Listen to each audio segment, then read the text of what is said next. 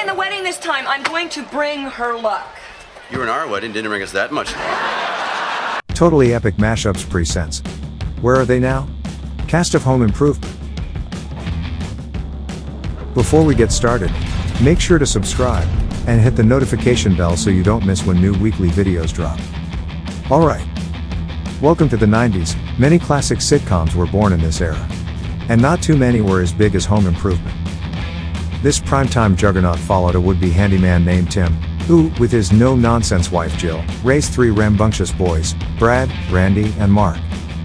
Tim was the host of a small television show called Tool Time, where he'd often demonstrate DIY home improvement jobs, unsuccessfully, only to be outdone by his reserved, more skillful co-host, Al Borland.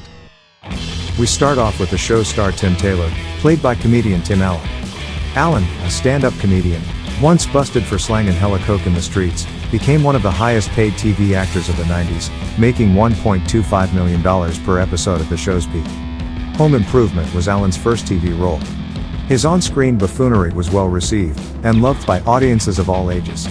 It's reported that Allen was offered $50 million to do season 9 of the show, which he turned down, causing the show to ultimately end in 1999. So, what's Tim Allen been up to since the show wrapped?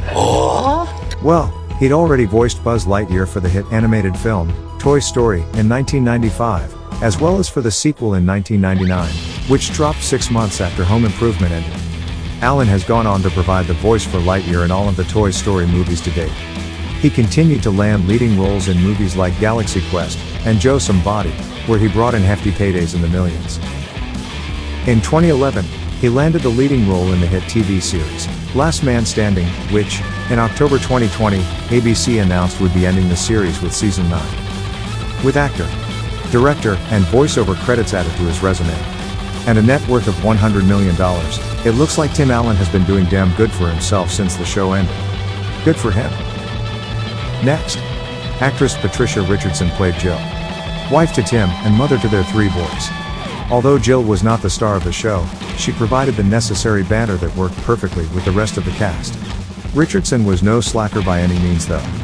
She earned 4 Primetime Emmy nominations and 4 Golden Globe nominations during her time on the show. Although the cast and crew got along well, Richardson admits that being on a hit series made her a target for much scrutiny. She recalls tabloid rumors that erroneously pushed the idea that the show's producers were making her keep her weight off, when in reality she had twins and was still retaining baby weight. She mentioned in a 2020 interview with ET that her producers expressly stated that they did not care about her weight, she could look how she wanted to look. After the show wrapped in '99, Richardson maintained her acting career, being casted for 3 seasons of Strong Medicine and 2 seasons of The West Wing. She made a cameo appearance on Law and Order Special Victims Unit and appeared in some made-for-TV and Lifetime movies between 2010 and 2012. She has even made a guest appearance on former co-star Tim Allen's new show Last Man Standing.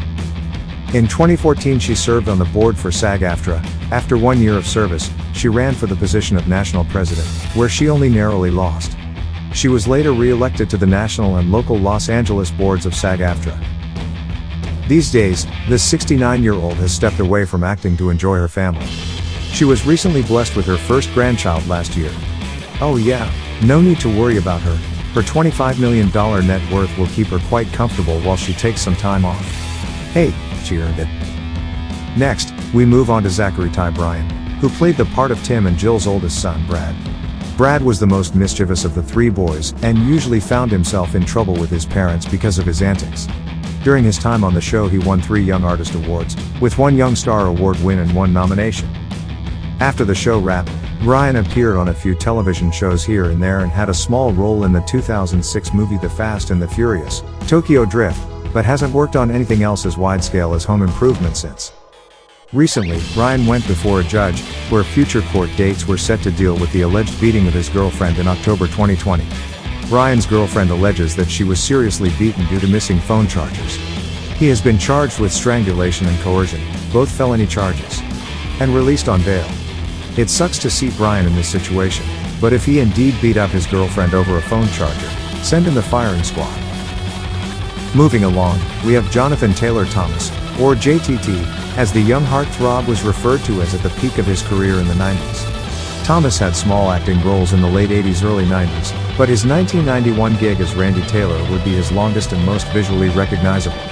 Thomas' voice, however, has been heard around the world many times over by many generations, as he provided the voice of young Simba in Disney's 1994 mega hit, The Lion King. Thomas was one of the most successful up-and-comers of his era. He beat out many other talented youth actors, including his own castmates for coveted award accolades. That's why fans were surprised in 1998 to find out that Thomas was leaving home improvement early to pursue academics. Truth be told, Thomas always seemed to have a level head and not allow his celebrity status to corrupt his ego. He never bought into his own hype. He studied philosophy at Harvard and St. Andrews University in Scotland. He ultimately graduated from Columbia University in 2010. Since leaving the show, Thomas kept with acting when he wasn't in school, making appearances as a guest star on many popular TV shows in the early 2000s. He, like Patricia Richardson, also had cameos on Tim Allen's hit show, Last Man Standing. These days, the 39-year-old actor is still acting and directing projects.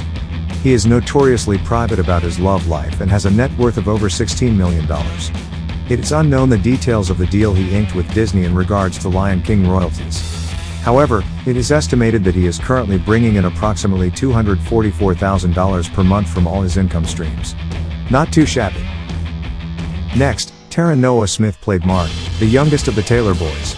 In the early seasons, Mark was the sweet, sometimes annoying naive one of the bunch. Later on, as he grew up, he struggled with finding his own identity. Smith played the character of Mark for the entire length of the series, starting when he was 7 years old till he was 16. He has stated that he knew at 16 that he did not want to act anymore, and at 17, he married Heidi Van Pelt, a woman 16 years older than him.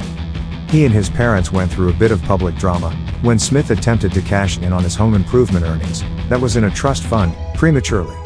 He blamed his parents for spending his $1.5 million in earnings, but later admitted that his parents did no such thing but were, in fact, simply looking out for his finances.